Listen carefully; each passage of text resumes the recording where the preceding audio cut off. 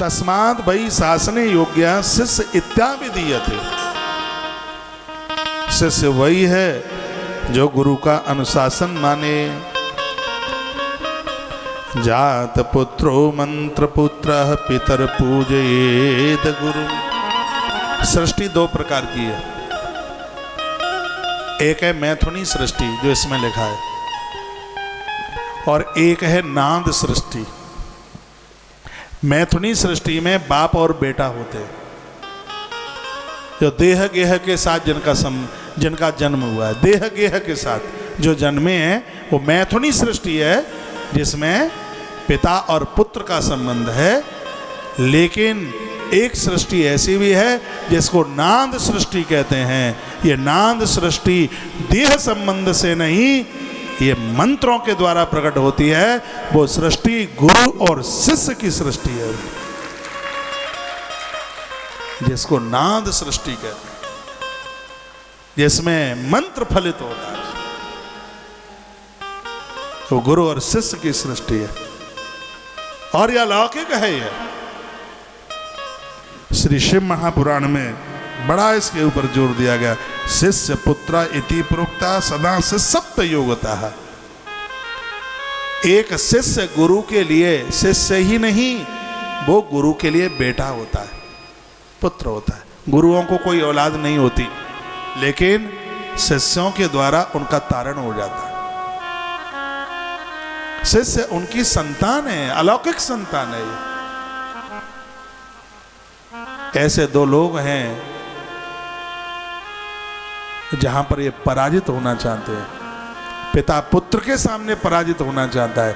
मैं जो नहीं कर पाया मेरा बेटा कर दे। हर बाप की यही भूख होती है।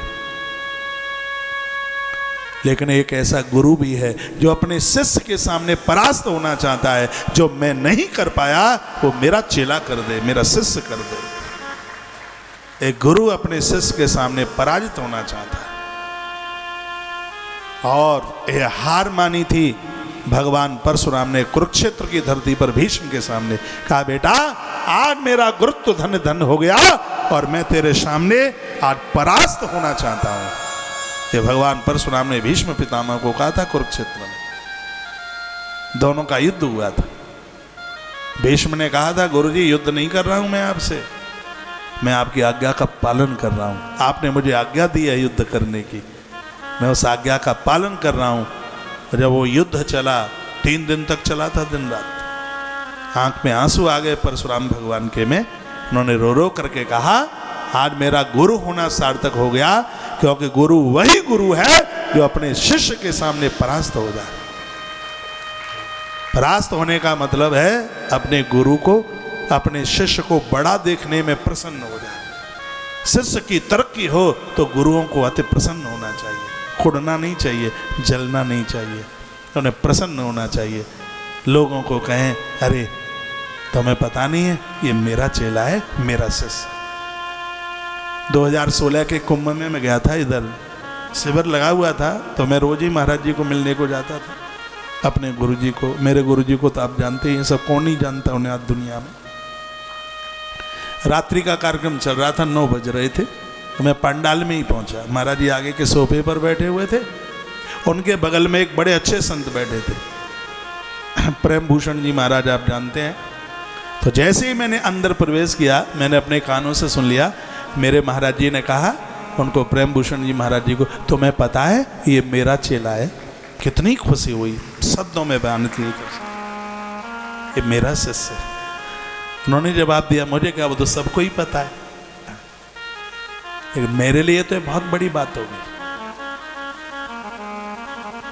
हमारे महाराज जी बहुत अच्छे हैं, बहुत तपस्वी, बहुत तपस्वी। जब वह बोलते हैं तो लोग कान के ढक्कन खोल करके बैठते हैं।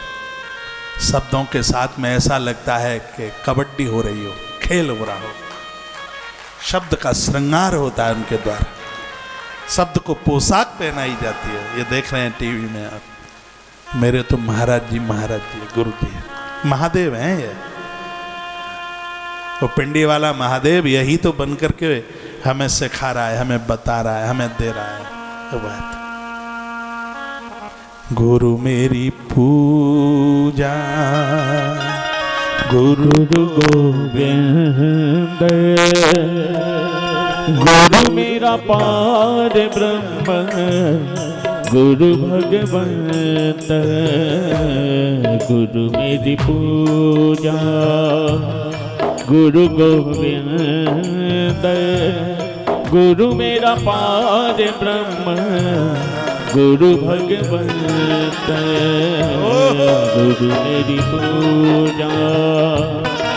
गुरु गोविंद गुरु मेरा पार ब्रह्म, गुरु भगवंत गुरु मेरी पूजा।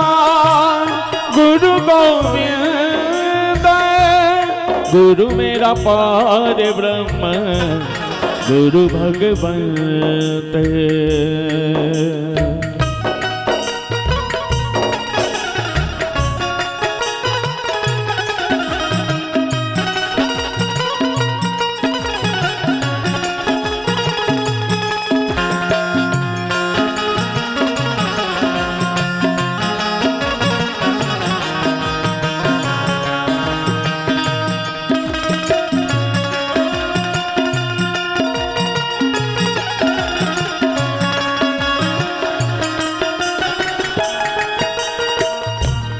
गुरु मेरा देव अलख अभेव, गुरु मेरा देव अलख अभेव। सर्व पूजे चरण गुरु सेव, सर्व पूजे चरण गुरु सेव। गुरु मेरी पूजा। गुरु गोविंद गुरु मेरा पार ब्रह्म, गुरु भगवंत गुरु मेरी पूजा। गुरु गोविंद गुरु मेरा पार ब्रह्म, गुरु भगवंत। बोलिए सद्गुरुदेव भगवान की जय हो।